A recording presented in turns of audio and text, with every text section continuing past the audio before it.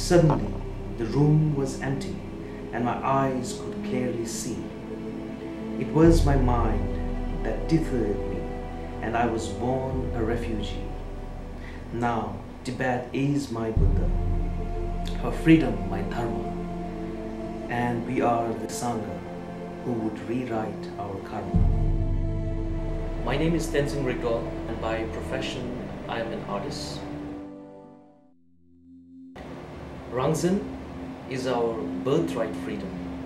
Rangzin, or freedom, is something that we Tibetans do not have. The Tibetan issue is not just some issues of conflicts between Tibet and China. I believe that it is a global issue, asking every individual whether non-violence is still a revered mode for gaining Tibetan independence. To those who believe in justice and are looking for ways to help Tibetans, I humbly request them to join the Tibetan struggle. There are many numbers of non-governmental organizations like Students for Free Tibet, Tibetan Youth Congress, Nomads, and so forth, where your help would be greatly appreciated.